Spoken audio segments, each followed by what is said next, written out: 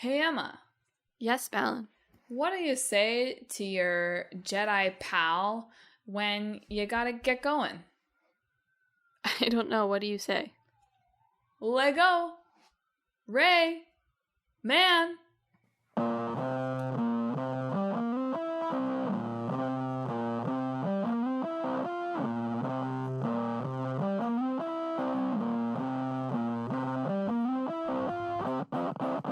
Hello and welcome to Talk This. It's dangerous to podcast alone. I'm your made of bricks host, Madeline. I'm your limbless host, Emma. Shocking. And welcome to this week's show. This week, as you maybe picked up from my joke, which I feel like is like a triple crossover joke. I felt very good about that joke. Even though I've been getting feedback lately from the person in my household who listens to the podcast that my jokes are just, you say the title in a funny voice.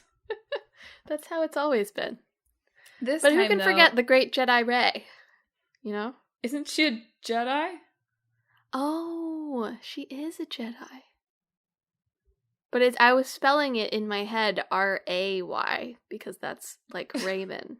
Yeah, I hadn't really thought of it until just a few minutes before the episode that, like, Lego Ray Man. Like, I was trying to figure out something where it was, like, Rays, like a Ray Man. But then I realized I didn't have to do that because Ray Skywalker exists, theoretically. Wow, spoilers. Just kidding.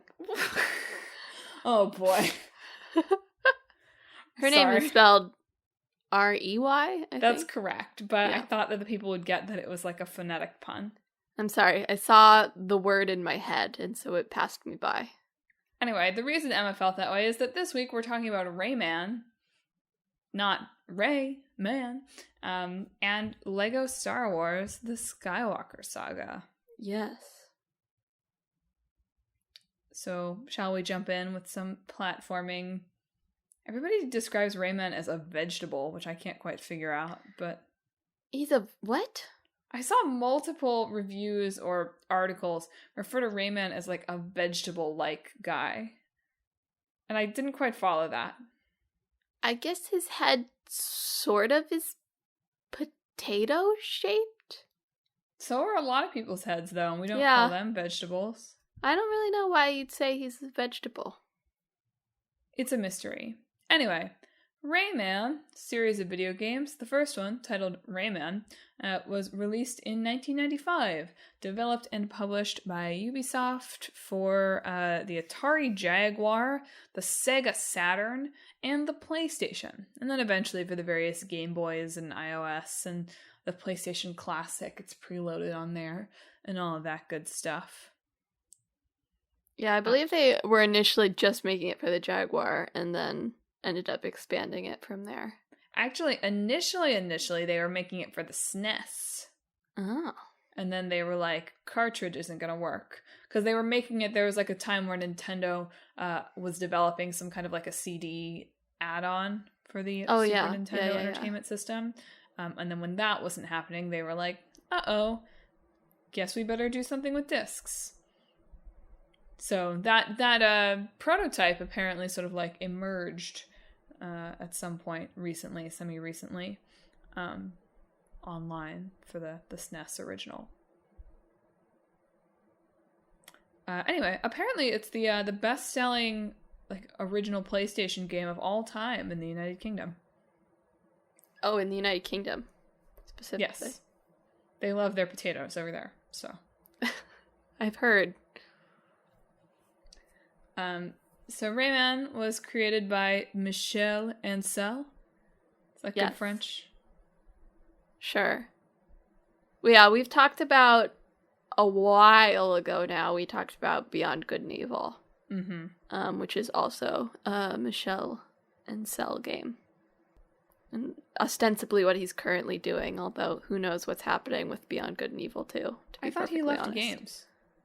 Yeah, to do his Animal Sanctuary full time. Oh, I feel like I recall that, yeah. Beyond Good and Evil 2 is theoretically proceeding, but yeah, he is apparently just hanging out with animals. these days. Oh, yeah. Oh, I remember now. There was some controversy about his behavior, wasn't there? Probably. He works at Ubisoft, so... Yeah. Yeah, that is kind of a red flag. Anyway. A lot of red flags with the game studios this week. Big red flag week for the game studios that we're talking about. Yep. I mean, when is it not, to be perfectly honest? We should really make note of it when it's like, there are currently no crunch allegations or toxic behavior allegations at this studio. We should start doing that for full episodes. That's fair, and you're right, but I think I point out, while it is true that this is more or less the standard, both of these places have had large sort of, Ubisoft more than yes. TT, but both have had sort of large exposés on it quite recently. Yes. Anyway, though, I won't dwell on that too much for Rayman. There's enough you can go read about how awful Ubisoft is. And I'll just talk about Rayman. His name apparently is inspired by ray tracing. Speaking of the side quests, that's so funny to me. Yeah. I mean, we talked about ray tracing on the technical podcast, which was somewhat recently, but like the ray tracing people talk about now is like everything all the time in games, right? Whereas, I mean, just the technique itself is just like an animation thing. No, it's true. I was just like, oh my gosh, can't escape ray tracing. Ray tracing has to be everywhere. That really should have been a joke I made. That would have been like a funny video games joke to make about Rey Skywalker, is something with ray tracing, but I haven't watched those movies and I don't know enough about it to make a funny joke. Now that's ray tracing. That is how I would have said the joke, yes, but I don't know what the lead into it is. That is a good imitation. I was going for now that's pod racing. Okay. I know that is a joke, but I do not know what it is from. I assume it's from the prequels. This is an embarrassing start for us. Anyway, in Rayman, you play as Rayman in the original. The original is a 2D side-scrolling platformer. The sequels become like 3D platformers eventually. But the original is a 2D one. You're Rayman. You're in this like nice like harmonic world because you've got the great Pro Tune, which brings harmony to the world. But then evil dude Mr. Dark steals the great Pro Tune, which means the Electoons, who like take care of the great Pro Tune, I guess, end up like scattered throughout the world, and Rayman, for some reason, because the fairy can't do it, has to go around and find the Electoons so he can fix everything and get the Pro Tune back from Mr. Dark. It's astonishing how the dumb words that people chose for games in like the earlier ages. People still choose dumb words, Malin. Don't put that on the days long gone. If you've played a JRPG recently, they have so many dumb words. You know? I feel like more of them are based around like ooh type sounds though, and ooh is a dumb sound. Why is ooh a dumb sound? I don't know. Something with the double O. It's a spicy take for me. Something with the double O and made up words make them sound like extra made up, and like extra made up in a way of like you didn't even try, did you? Electoon is not a weird word though. I think it is. It's a tune, and it's electric. Look, they just shove two words together. I'm just giving you my hot take, which is that sometimes the made-up words aren't they? They're protons and electrons. I get it. Okay. Just feel like you could have done it in a way that sounds a little less like I just am like making it up on the spot. I'd like my fake words to be more intentionally crafted. I don't know how you get more intentionally crafted than naming them after like molecules, but okay. I don't know. Brotrons. Brotrons? That's what you want? You wanted them to be named Brotrons. That's less made up to you? No, but I'm making it up in like 10 seconds here. This guy was thinking of Rayman back when he was like 14, supposedly. And all I get is I'm really a big fan of the giant angry saxophone named Mr. Sax, though.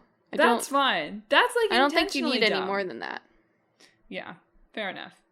All right, I'll stop like maligning vowel sounds now. Anyway, we said Raymond looks like a vegetable, but I do think to contextualize my limblessness earlier as well. Raymond does not have limbs. I feel like I should say that. He has a floating head, a floating body, a floating fists, and some floating feet. Don't we all? But he doesn't have legs or arms or a neck. So that's what Raymond looks like. His hand, that's one of his like signature things, is you can punch out with his hand and it goes really far, right? Because he doesn't have an arm to hold his fist back. He's a true punchy boy. Yeah. So anyway, in the game there are 6 levels. You platform through the level. There's a boss at the end. And spoiler alert, you defeat Mr. Dark at the end of the game. And then you go on vacation with your pals and former enemies. Which sounds like a great vacation. Yeah. Raymond is another one, the game and the character himself, he's another one of our collection of, like, animal platformers of Days Gone, where all the developers now make, like, really, like, realistic-looking, like, 3D action games, you know? I had that exact note. You took that right out of my notes. I was like, another one of these, it died in the early 2010s animal platformer series. I was like, it really is, like, it is striking when you look at them all together, as we've slowly been doing, like, Banjo-Kazooie, Crash, like, Spyro, Jack and Daxter. Jack and Daxter. Yeah. Like, all of these ones that were, like, the big games, and now you see the transition of all these companies into what's cool now in the moment, which is apparently not animal mascots, really. Well, you just can't, like, you're going to ask someone to identify with a ray-traced purple dragon? Absolutely not. Absolutely not. I do feel like Crash has made a little bit of a comeback. Crash is a little less dead. Yeah, I mean, they did Spyro again, too, as well. True. But just not by the original companies. But where is Rayman? He has been eaten by the Rabbids. He has been eaten by the Rabbids. The original Despicable Me, really. You're reading my notes. Sorry. Here, directly from my notes. Like, in my little, like, bullet points under my Raving Rabbids thing. They have big minions energy. They do. We're supposed to be able to have like a lively dialogue. It's not supposed to be you take all of my good lines. I'm like, okay, let's see what else have I got. Let's see. I just meant because, like, you know, Despicable Me, the first one, is at least ostensibly about, like, Gru, right? But who remembers Gru? Nobody. I don't know. He's just still in them, right? Like, Steve Carell is still in it. Yeah, but what is the enduring image of those movies? Right, obviously it's the Minions. Of course. Well, the enduring image now is hordes of teenagers in suits. What? You not heard about this? No. So the new Minions movie, Minions Detour listeners, sorry, I gotta get Emma up to speed on the TikTok trends. I'm not even on TikTok and I'm aware of this.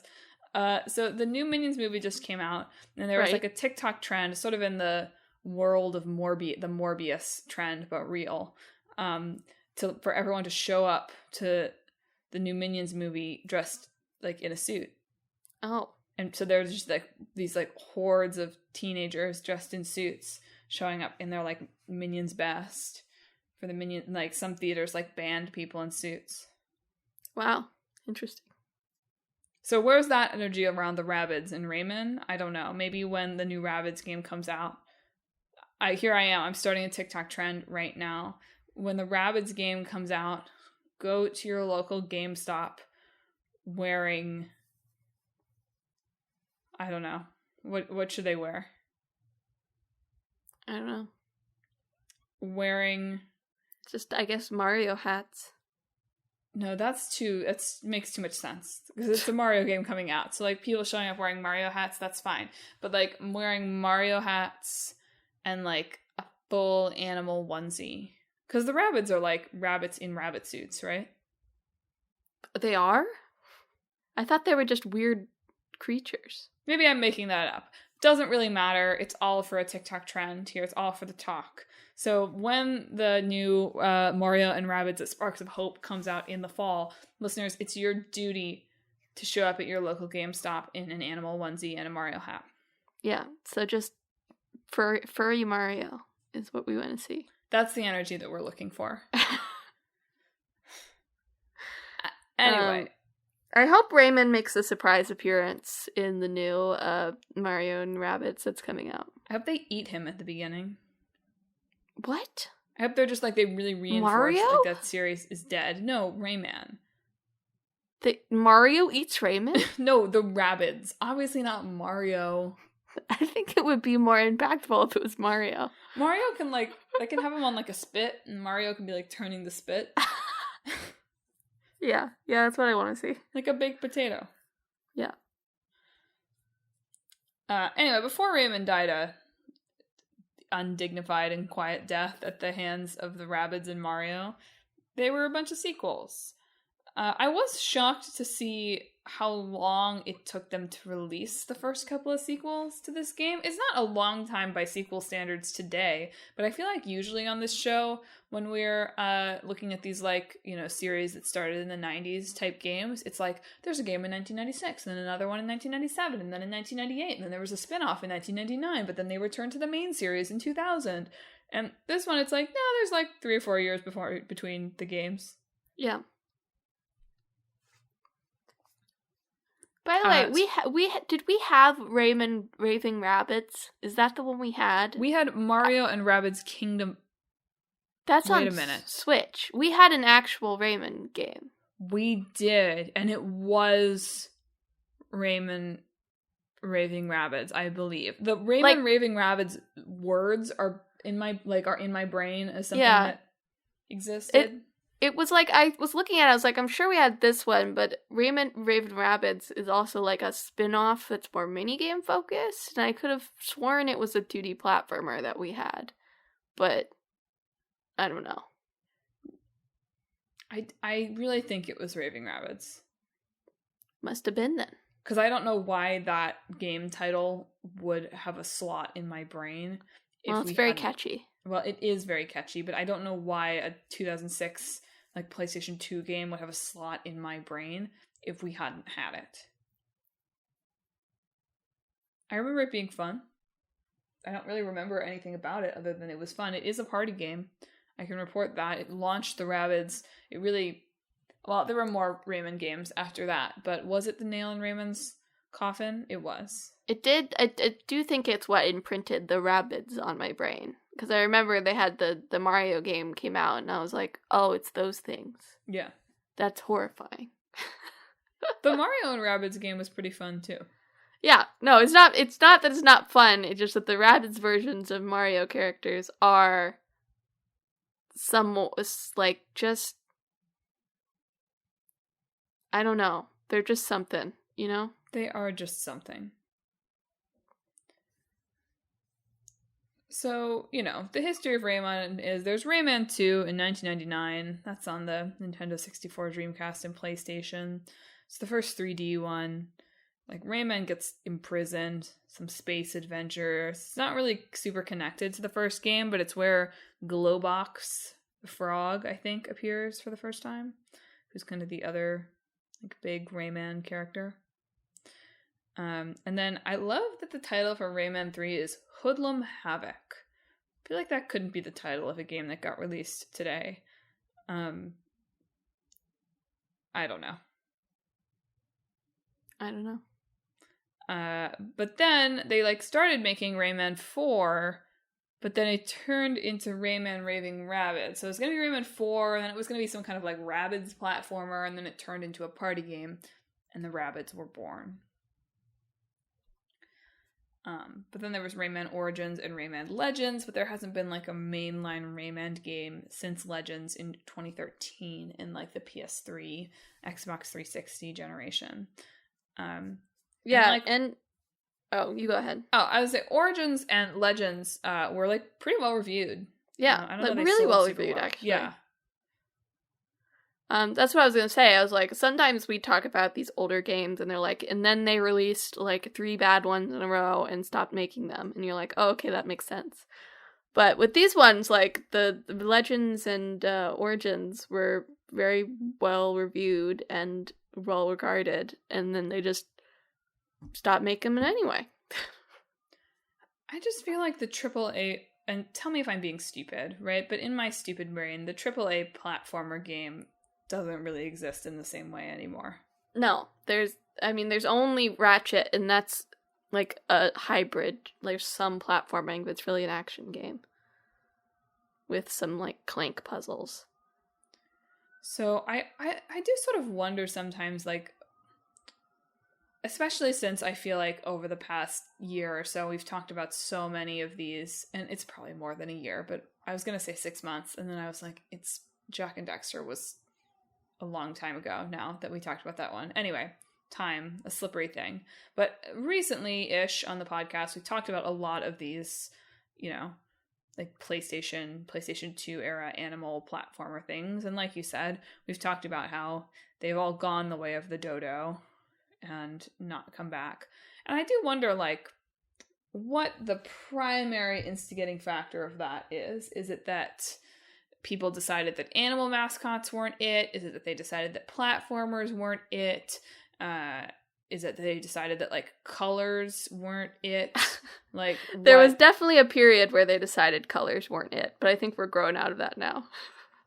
I'm just wondering, like, what was the real... And of course the real answer is it was a combination of the three. But I do wonder what the, like, true nail in the coffin of this was. Like, surely, like, all these people were doing market research. And did it tell them, no, they've got to have brooding white man protagonists? Or did it tell them, no jumping? Or what? I mean, my initial, like, instinctive response is it's just, like, feeling in, like, it's been building forever since video games were, like, started having, like, characters and stuff, but, like, this desire to be taken seriously, I think. Mm-hmm. Like, a want to create something that's, like, serious, which, of course, in its infancy takes the form usually of trying to ape movies and TV to different degrees of effectiveness. Right. And of course, and by movies and TV, I mean, like, live action prestige stuff. Of course. Not, like, children's cartoons. And so I feel like there might have been, like, a list, like, this is children's cartoons, now we're making stuff for adults, that I wonder if that sort of shift in attitude that I feel like, this is a feeling, obviously, but I feel like that happened sometime in the early, like, 2010s of being like, it's time to be taken seriously as a medium.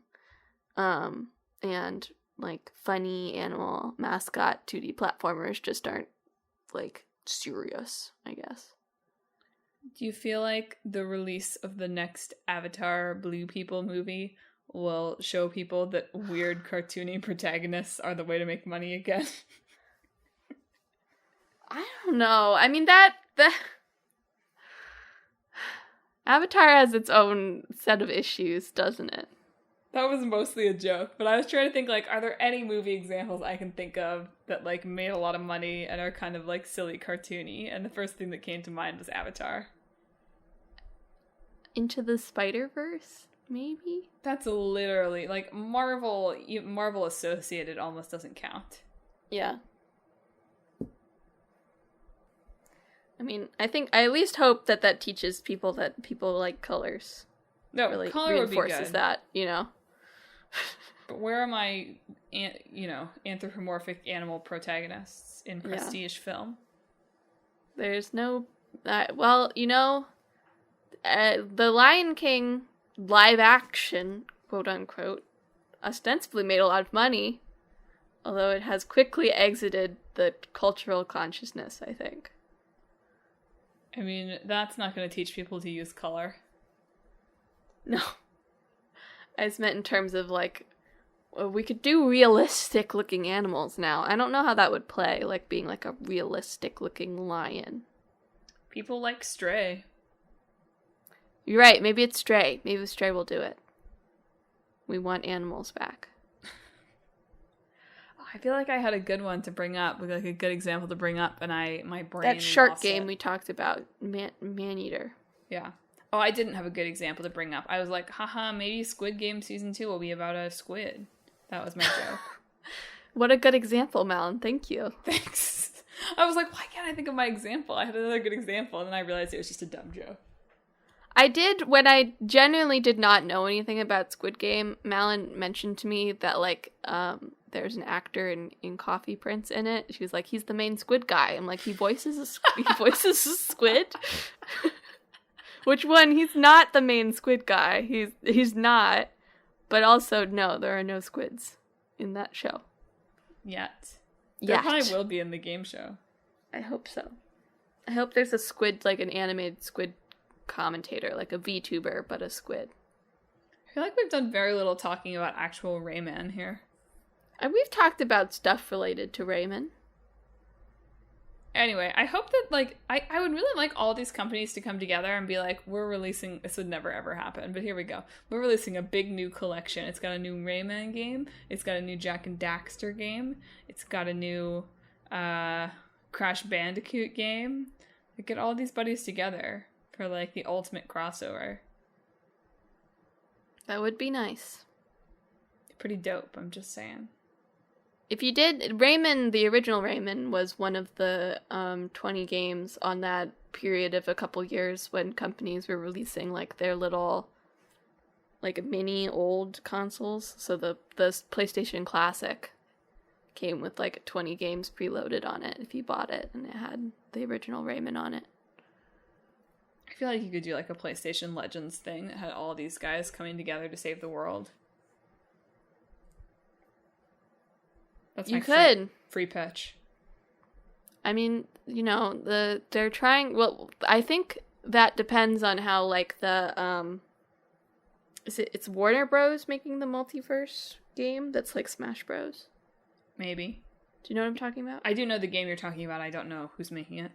I think it's Warner Bros. That sounds right. But if that's successful, if it shows that, you know, things besides Smash can be successful in that space, I could see Sony doing like a game like that with all of its, like, PlayStation All-Stars. Can you imagine if they released, like, Rayman and Daxter? Well, not like that, but can you imagine? That would be weird. It'd be hilarious. I hope that they just would remove Daxter's limbs, like Rayman. Yeah. Like, no one acknowledged it, but he just no longer had, like, arms or legs. Oh, we can acknowledge it. He could, like, fall into another vat of stuff at the beginning. You know, like, remember he's like a person at the beginning. He could just fall into another vat of stuff, and he's Daxter, but with no limbs. Yeah, there you go. Anyway, speaking of people who, I guess it's hands, really, not limbs, but whatever. Speaking of stories in which limbs and appendages are lost, Star Wars. Lego Star Wars.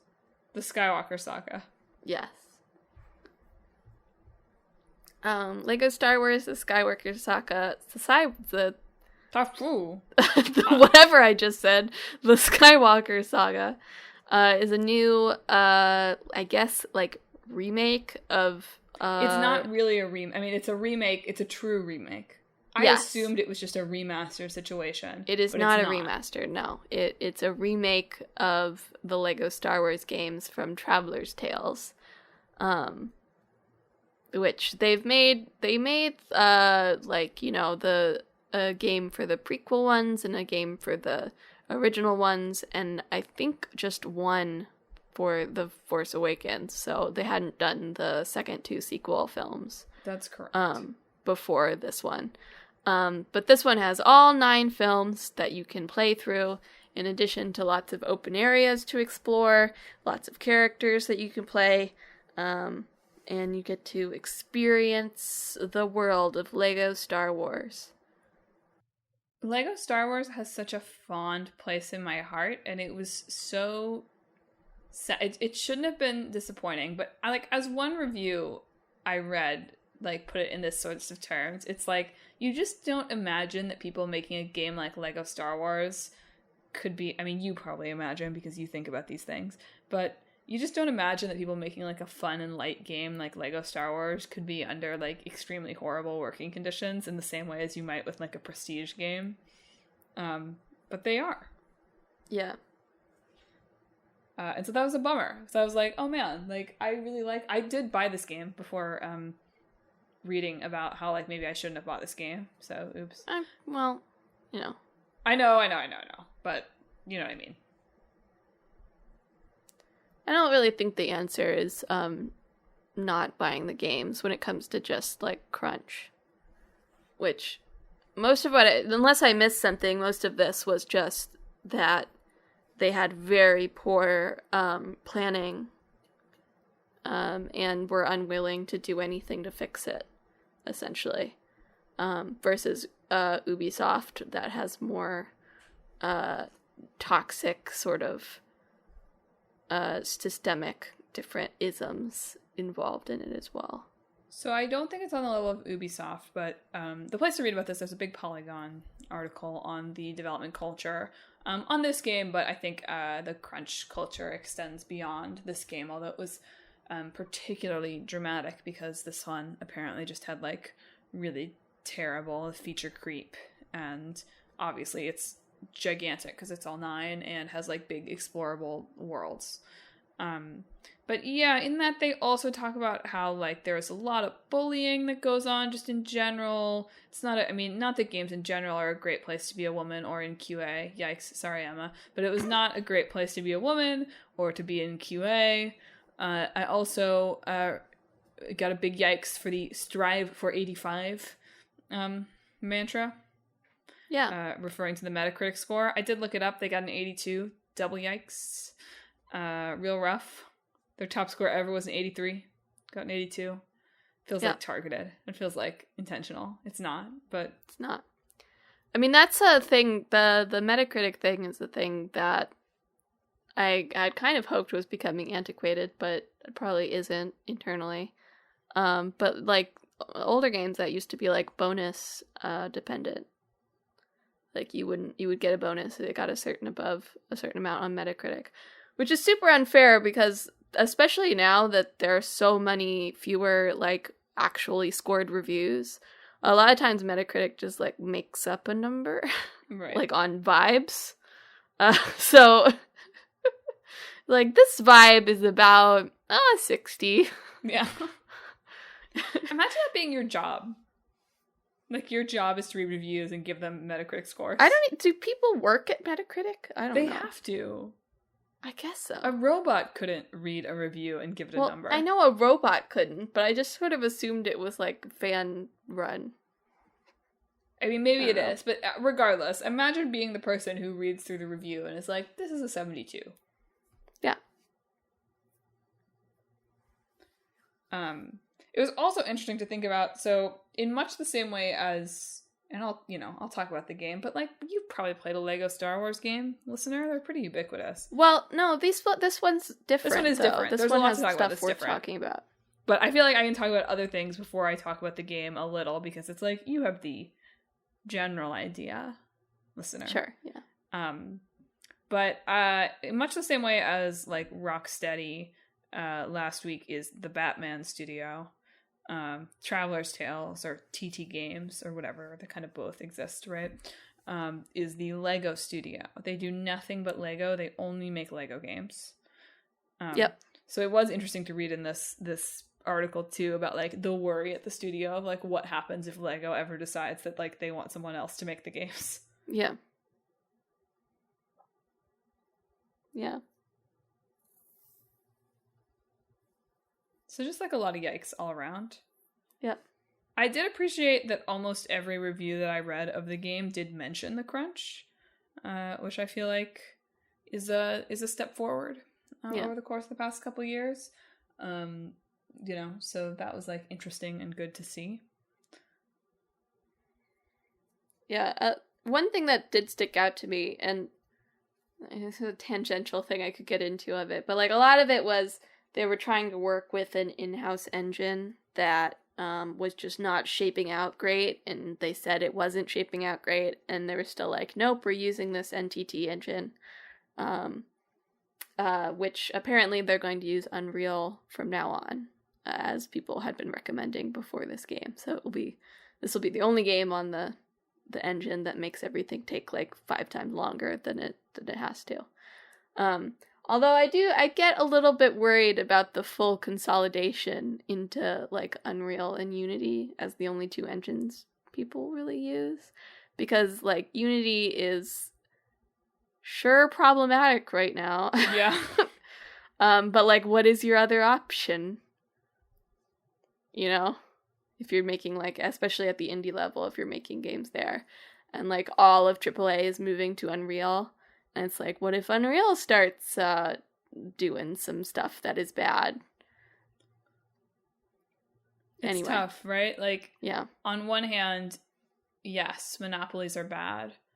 On the other hand, AAA game development, or just game development in general, is hard enough already.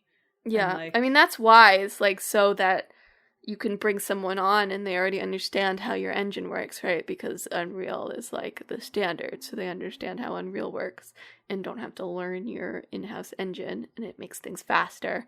So that's why it happens, and you can see the benefits there, but it becomes concerning at the same time. Well, probably forever there will be companies trying to do their own like terrible engines for a game or 2. So we'll at least get that. Yeah. So yeah, that's the, behind the scenes of LEGO Star Wars, the Skywalker saga. But, in the game, I mean, it got really good reviews. It is a really good LEGO Star Wars game. I've played, I can't resist a local co-op. I do give a big hat tip to this series for continuing to be local co-op. And really for being, like one of the big, like, family game series that's, like, still out there. I mean, we're talking about how, like, stuff like Rayman doesn't exist, but, like, the LEGO series is holding it down. Yeah, I mean, because, like, that's why it's local co-op. Like, it's, like, a very easy game that you can pick up and play with your kid, any of the LEGO games. Especially if they're, like, they're, like, just getting into Star Wars or Lord of the Rings or whatever. It's like, oh, yeah, I want to play the LEGO version of that. And it's never, like, at a point where it's challenging that you couldn't really just mash your way through it. Like, you really want to master it in this one, you can, I guess. But also, it's fine to just die over and over again. You'll just respawn. Yeah, this one adds a lot. So, I think both of us have played, like, substantial portions of both of the, the episodes 1, 2, 3, 4, 5, and 6 games. Yes. Yeah, we have. And so this adds a lot to that, right? So it adds like more detailed, intense combat. Not intense, more options to how you play in combat. So it's not just like the Jedi have lightsabers and the people with blasters have blasters, right? And R2-D2 has a little prod thing. It's like you get like over-the-shoulder third-person shooter stuff that you can aim. The Jedi can throw stuff with the Force. There's, like, actual, like, combo mechanics and that sort of thing. You definitely don't have to use that. I definitely have not really figured out how the melee combos work, and I mostly just mash one button. Yeah. But, yeah. I was gonna say, having watched some of it and, like, looked into it, I hate to say this, but it feels very unnerving that it, like, looks like a video game. Do you know what I mean? I do. Like, I'm looking at it, I'm like, that, I don't like that it's polished and, looks like, familiar mechanics from other video games and, like, has, like, a over-the-shoulder, normal third-person camera. I don't know if I like that. Yeah. It did surprise me so I've been playing this co-op with my boyfriend because, of course, it surprised me when instead of, like, one of my real memories of the original series is, like, you have to be on one screen together, right? And like you get like killed if you're like off the screen. And this one has split screen. Well, some of the LEGO ones have had split screen. I know they have. I remember. You're right. I think does this one just have like normal down the middle split screen though? It does. Okay, because I remember the Lego, like, Marvel Avengers had, it this was, like, awful one that Yeah. spins, like, based on where you are. Yeah. And I'm glad that they were like, actually, that was bad. Yeah. No, this one is just, like, normal, split down the middle split screen, which is fine. I have not played a game that's like that in a very long time, though, is what I was realizing. So I was like, wow, this is weird. I haven't played, like, a split down the middle game in a long time. But also this game is huge. It's really huge. Yeah. Even just in so we've played, so you can start with any of the first movies of any of the 3 trilogies. So we started with the original trilogy because those are just the ones that I'm most familiar with. And we've played through the first, like, each movie has 5 levels, I think. Yeah. So we've played through the first. Which is actually one less than the traditional ones. Right. Yes. So we've played through the first 2 of A New Hope. But in between the levels, you're just, like, running around the planet, and it's gigantic. Yeah. And, of course, the major pleasure, for me anyway, of the LEGO Star Wars games is just destroying everything. And picking up the LEGO stats. So I've been doing a lot of that. And that's joyful. Yeah. In the originals, you had, like, a hub that was, like, the cantina, I think, that did have some explorable areas in it. Yeah. But yeah, this one, like, will just, like, plop you in a huge open area that's, like, it's, like, related to, like, where you are in the story, too, right? So you're, like, transitioning between scenes, I guess. And you can just sort of, like, explore, and there are, like, side quests as well. Yeah. That will, like, to find, like, whatever, like, the mini kits, essentially. Yeah, I did not Which were, like, collectibles that made, like, ships or whatever that you could look at. Exactly. So it's huge. It's gigantic. It makes you understand how they spent, like, 5 years on this game and delayed it, like, 3 times. Because it's really huge. It has already crashed on my PlayStation, so please, someone buy me a PS5. Thank you. My console is just not doing well. My one big complaint about things, and this is from the last LEGO Star Wars game too, but I didn't play that one, and I don't like it. I really liked, so in the first couple of games, there was no voice acting, really. They were just all, like, pantomimed scenes. Yeah. This one has full voice acting, and I think I don't like it. You can turn it off. I know that. I saw but that. But I do feel like the way that the scenes are shot, the mumbling wouldn't be. No, it wouldn't fun. Fix what I'm not liking about it, I don't think. I mean, I don't know. All the reviews were like, great voice acting. I don't know. It's fine. Yeah, because they didn't have voice acting in the originals, they would have super, like, abridged, weird versions of scenes, like little tiny cutscenes that would convey what was happening in the story. And I think because this one has voice acting, from what I saw about it, it's in, like, this weird in-between ground where it is, like, faithfully representing what happens in the story, but also needs to be goofy every once in a while. Yeah. And so, just from what I watched, which was, like, a little bit of the prequels and a little bit of the original, I didn't find it very funny, I guess. It felt like it wasn't committing, it needed to commit to one or the other. Yeah, and it just doesn't. My preference is for the goofy. It's a LEGO game. I don't know. It's like, go watch the movie if you want the movie. Yeah. That's my feeling. So that's my one major critique so far is I don't want voice acting. Actually, I want the mumbled version. Yeah. But I think even though it does have, like, mumble mode in this, I think because the cutscenes are shot like they're talking, it would like the comedy of the originals were, like, they were so short in, like, tiny little bursts of weirdness. Versus these ones have more protracted scenes. That the mumbles they'd just be the same thing, but with mumbles. Exactly. Oh, wow. I'm also finding that this is, I don't know, something with the LEGO Star Wars games, or the LEGO games in general, and I've just felt this way, like, since playing them as an adult. I have a hard time playing them for, like, any extended length of time.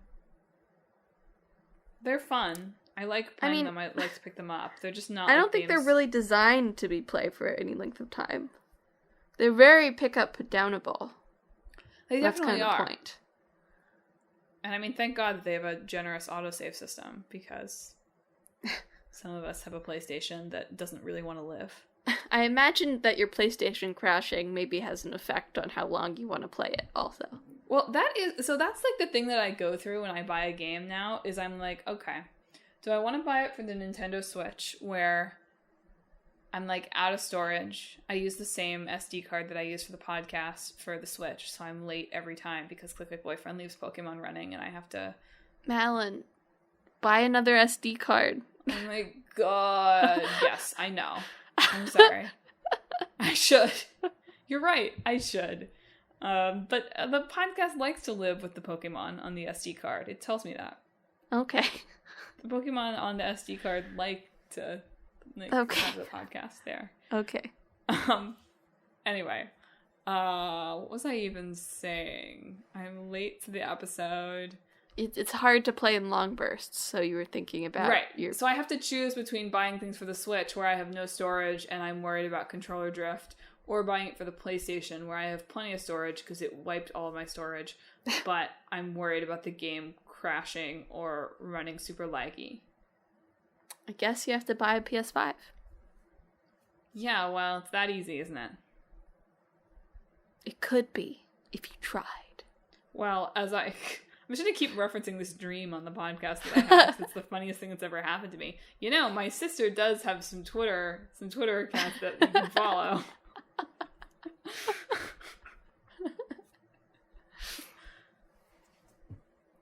Do you think, so they like released some Mandalorian DLC and like Solo DLC, but do you think like a Mandalorian Lego game is next?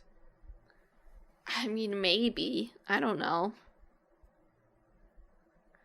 He does like a funny little spin in that one TV show. It was Boba Fett that the Mandalorian shows up with and does his little spin shoot. I think so, yeah. That feels very Lego to me, so. Oh, you said the word shoot, which reminds me to say that Lego Star Wars definitively decides that Han did shoot first. Wow. He is the first to shoot. So, I feel like that was the case in the original one, too. I think he just shoots him unprovoked in that one. In the original one, it's funny. Here, it's just like he happens to shoot the first thing. Okay. I remember that. I hadn't thought about that. I remember that from the original one. It's really captures the humor of the... Well, you ready to mash? I'm ready to mash. Lego Rayman. Doesn't really work because he doesn't have limbs. Yeah, he would not make a very good Lego figure because he doesn't have limbs. No. It would be hard to build him. This is more or less impossible. I'm going to say it. I'm going to say it right up front. Because you can't mash up a Lego game really without it being Lego. Lego, just like a Lego platformer. Could you make like a platformer in Lego? Or legally distinct Lego? You could do like, what are these games? Mario Maker. That's what they're called. You could do like a Lego Maker thing that kind of like brings together the joy of building Legos, but you're building like platforming levels. Yeah. I think your character could have some fun powers, like being able to summon like different Lego bricks that you can do different things with. Yeah. And like you learn about, as you encounter like new bricks, you're able to like learn about that brick and perhaps conjure that brick next. I like that. That's interesting. So like a building platformer, I guess. Yeah. Like Fortnite build mode. Yes, but a platformer. Yeah. That was easy. There you see? You started off saying it was impossible, and it just took a couple of seconds of thought, and suddenly we were there. Well, that's the magic of design. Lego games are just like, Lego, brand name. And I was like, Rayman is dead. Actually, the Rabbids, like a Lego Rabbids game would probably sell like crazy. Yeah. Man, I don't like that. Like, Sorry, they could, I'm just thinking about blocky Rabbids. I'm not sure. Well, or it could be I'm a like the fan. Rabbids just causing mischief by like leaving Lego bricks out for Mario to step on when he's at home. So it's like a tactical game, like the Mario ones, but it's Mario attempts to navigate his floor without stepping on a Lego and going, what does Mario sound? Oh, Mamma Mia! Or whatever. Yeah. That's what Mario sounds like, right? Yeah. He sounds like Chris Pratt now, doesn't he? Yeah, definitely not like Italian. He sounds like nothing you've ever heard before. Yeah, I like that. I like that too. I think like it could have a good like PvP mode. Yeah. Like Minesweeper. Kind of like Minesweeper, but hopefully more fun than Minesweeper. Like a fun Minesweeper. That's the pitch, isn't it? Have you played Minesweeper? Or like Battleship maybe would be better. Like you're right. Battleship probably is the more apt thing, but I do but like you're the avoiding idea of, like, the ships. Have you played Minesweeper? Well, what if it was fun? That is a good tagline, I think, yeah. Man, who makes Minesweeper? Like, who is the person who developed Minesweeper? Put Minesweeper in the old game hat. Okay, I will put Minesweeper in the old game hat. Good. Just for you. I'm sure the listeners are waiting with bated breath. For the Minesweeper. Minesweeper will also be like a rough one to mash up. Minesweeper is like, actually, I'm sorry, this has nothing to do with the episode. It just has something random to do with something I saw on Twitter. So someone like posted that their game got like DMCA'd. That might not be the right word, but whatever. By the Tetris people, because their game was too similar to Tetris. And I was like, dang, this throws it back to when we could not mash up Tetris with anything, because it was so simple, though those many years ago. Yeah. I feel like if Lego hasn't done like a Tetris knockoff game, they probably should. Yeah, just like a phone game, TBH. Yeah. Lego that would Tetris. Be a good, distraction. There's just I've given Lego like 5. You really have given Lego 5 free amazing ideas here. Yeah, we both have, especially the Minesweeper. But fun. But fun. So, listeners, thanks for tuning in for another episode of Talk This. It's dangerous to podcast alone.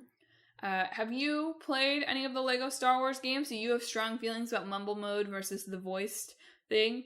Are you also hoping for the Rayman and Daxter crossover that we all deserve?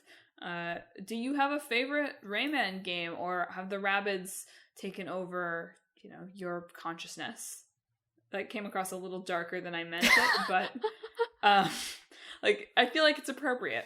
If you have thoughts on any of those things or anything else we talked about this week, hit us up on social media. We are on Facebook, Twitter, Instagram, and YouTube at Talk This Podcast. You can also visit our website, www.talkthispodcast.com, where you can read all about the show, check out the games that are in the hat, which Emma's going to pull from for next week, and read our blog featuring long-running series, Clickbait Boyfriend, and Split Screen. But most importantly, if you like the show, you never want to miss an episode. You want to subscribe. We are on Apple Podcasts, Google Podcasts, Stitcher, TuneIn, Spotify, Pandora Podcasts, online and on the app, Overcast, Pocket Cast, really anywhere that you can find podcasts. Wherever you found this podcast today, subscribe to Talk This. Next week is my side quest. I don't yet know what it's about. It is so hot here, my brain is melting. So, I'm just not able to think. So I will come up with a good side quest. Good July side quest. It'll be something toasty. Look forward to it. But Emma, what are we going to be talking about in 2 weeks? Best games to play so that your Nintendo Switch doesn't melt. Yee. Did you see that they were like, your Switch will simply stop functioning if it is this hot outside? I didn't, but I like that.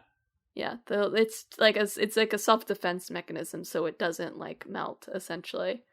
I need one of those. But because it's so hot right now, they were like, if your Switch gets this hot, just know if it turns off, it's just because it's hot. That explains a lot about what's been happening to me lately. Sounds great. Good. All right, our old game is going to be Stalker: Shadow of Chernobyl. It's not Minesweeper's not in yet. I'll put it in for next time. So sorry, say the title again. Stalker: Shadow of Chernobyl. Okay, cool. And our new game is Rune Factory 5. Excellent. I look forward to stalking through the Rune Factory, my inevitable mashup. Yes. Minesweeper will be in the hat starting next time, so anticipate it. Any week we could pull Minesweeper. Maybe I don't want it in there. I don't know. It's too late now. I'll do a quick Google and see if there's anything interesting about Minesweeper before. Like the Wikipedia page and be like, this is a stub. And be like, great. We could just talk about like desktop games in general. You know, that's probably better as a side quest, isn't it? Solitaire, that sort of stuff. I guess that could be a side quest. Yeah. Okay, great. We'll save our podcast planning for when we go off the air, folks. Thank you for listening to the show. Emma, do you have a sign off? This week I hope that you have the high ground.